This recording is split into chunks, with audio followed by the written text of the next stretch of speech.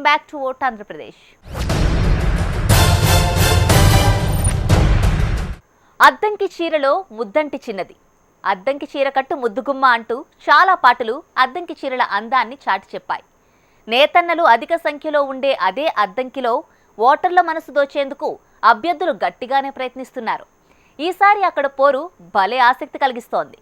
Addanki assembly నియోజకవర్గంపై segment స్పెషల్లో చూద్దాం. మా colleague Durga అందిస్తారు. అద్దంకి ఈ పేరు వినగానే మగువల మనసుని దోచే అందమైన నేతన్నల చీరలే గుర్తుకొస్తాయి. తెలుగుదనం ఉట్టిపడే చీరలకు అద్దంకి పెట్టింది పేరు. అయితే ఎన్నికల టైంలో అద్దంకి రణక్షేత్రంలా కనిపిస్తోంది. విజయమో వీర స్వర్గమో అన్నట్టుగా తెలుగుదేశం, వైఎస్ఆర్ కాంగ్రెస్ తలపడుతున్నాయి. మరి అభ్యర్థులెవరు, వారి అస్త్రశస్త్రాలేంటి ఓసారి చూద్దాం. ఒకరైతే పాలిటిక్స్లో ఆరితేరిన నాయకుడు, మరొకరు అదే నాయకుడికి సన్నిహితుడైన మరో నేత కుమారుడు. ఒకప్పుడు పువ్వులు పంచుకున్న నేతలే ఇప్పుడు కత్తులు దూసుకుంటున్నారు. అద్దంకిలో పెద్ద ఆయనగా చెప్పుకునే మాజీ ఎమ్మెల్యే బాచిన చెంచు గరటయ్య వైసీపీ తరఫున రంగంలోకి దిగుతుంటే, ప్రస్తుత ఎమ్మెల్యే గొట్టిపాటి రవికుమార్ తెలుగుదేశం నుంచి పోటీ పడుతున్నారు. అయితే వాస్తవానికి వీళ్ళు ఫ్యామిలీ పరంగా చాలా సన్నిహితులు. గొట్టిపాటి రవి తండ్రి హనుమంతరావు, గరటయ్య గతంలో కలిసిమెలిసి ఉండేవాళ్ళు. ఉంటే ఇద్దరు కాంగ్రెస్లో ఉండేవాళ్ళు, లేదంటే టీడీపీలోనే కంటిన్యూ అయ్యేవాళ్ళు. హనుమంతరావు చనిపోయిన తర్వాత కూడా అదే ఆనవాయితీ కొనసాగింది. రవికుమార్ కాంగ్రెస్లో ఉంటే గరటయ్య కూడా అక్కడే ఉన్నారు. వైసీపీలో చేరితే అనుసరించారు. ఇప్పుడు తొలిసారిగా వేర్వేరు పార్టీల నుంచి తలపడుతున్నారు గరటయ్య, రవికుమార్. దీంతో అద్దంకిలో పోరు రసవత్తరంగా కనిపిస్తోంది.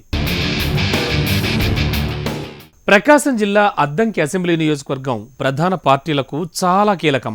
ఇక్కడ భారీ మెజార్టీ సాధిస్తే బాపట్ల లోక్సభ స్థానాన్ని ఈజీగా గెలుచుకోవచ్చన్నది రెండు పార్టీల వ్యూహం. అభ్యర్థుల బలాబలాలు బేరీజు వేసే ముందు సామాజిక సమీకరణాలు ఓసారి చూద్దాం. అద్దంకిలో మొత్తం ఓట్లు 2,31,854.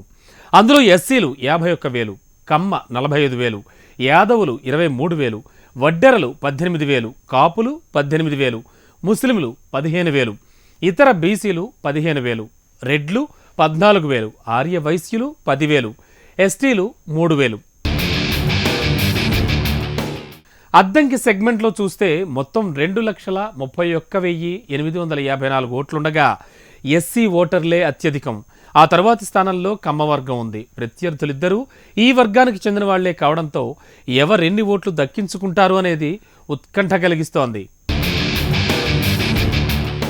ఇక అభ్యర్థుల బలాబలాలు. ముందుగా తెలుగుదేశం అభ్యర్థి గొట్టిపాటి రవికుమార్.